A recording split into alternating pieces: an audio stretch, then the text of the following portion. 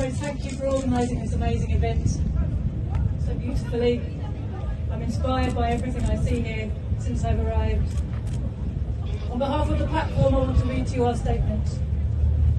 That this war drive is threatening Korea, Taiwan, and all of East Asia. That's everybody here. Despite the fact that NATO is clearly losing its proxy war in Ukraine, this impending defeat has not stopped the imperialists. They are accelerating preparations to try the same regime change strategy in Korea and in China. Just as Ukraine's army has for a decade been transformed into a proxy NATO force, and just as whole sections of the Ukrainian people have been groomed to accept a role as cannon fodder to be hurled in front of the Russian guns, so too are the people and armed forces in South Korea and Taiwan being prepared to act as proxy forces in US-led wars aimed at bringing down the governments and getting control of the territory of the DPRK and of China. In their bid to find proxy forces, the imperialists are not stopping at the borders of Korea or of China. They are doing everything in their power to turn the territory of neighbouring countries into military bases and the armies of those countries into backup proxy forces, just as we have seen them doing in Eastern Europe. As in Eastern Europe, so in East Asia, the imperialists are prepared for any number of people to die and any number of countries to go up in flames if they can only get their way. But why are these countries targeted? What is it that they have in common?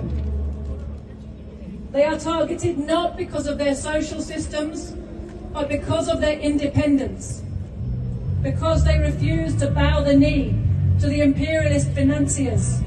They refuse to allow their people and their resources to be the subject of imperialist superexploitation by Western corporations. They refuse to allow their economic and political life to be controlled by the CIA and the US State Department. Why is it that the imperialists are driving so desperately to war at this moment? People all over the world are aware, we know, that we are suffering a cost of living crisis that is impoverishing workers everywhere and the poorest the most. But there are relatively few who understand that our problems are the result of a recurring crisis in the global capitalist system, which is failing because it has impoverished the masses and left them unable to buy all the goods that their labour has produced.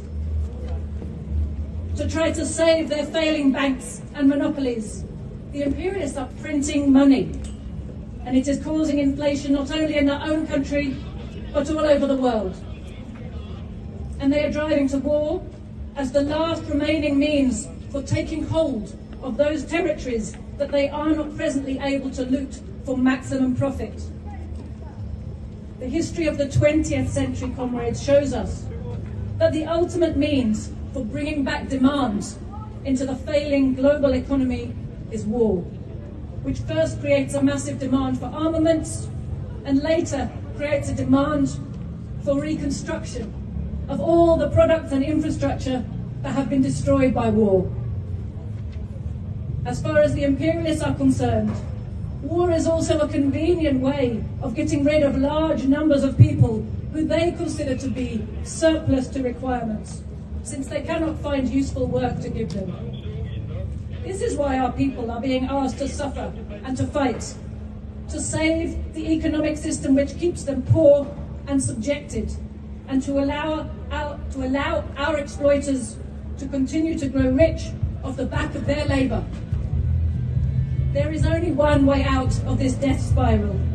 We must break the bonds of imperialist domination all over the world and replace the system of wage slavery with a system of planned production,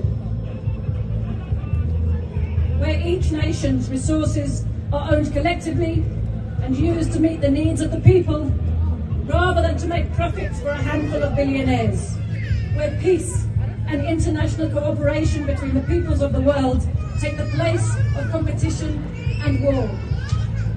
Standing here today, in the revolutionary city of Gwanju, on the very spot where so many brave martyrs gave their lives in the cause of Korea's still unfinished national liberation struggle.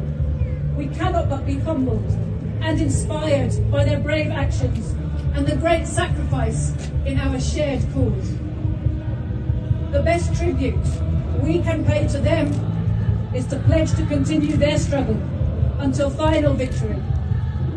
Uniting the widest possible forces to defeat the imperialists in the coming war is the first vital step we must take in the long march to freedom, liberation, and socialism for all.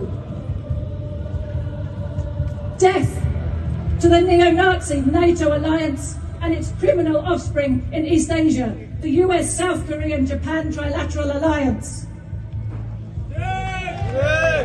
Victory to Russia, to China, to the people of Korea in their just wars of self-defense and national liberation. Victory to the united forces of anti-imperialist resistance. Thank you, comrades.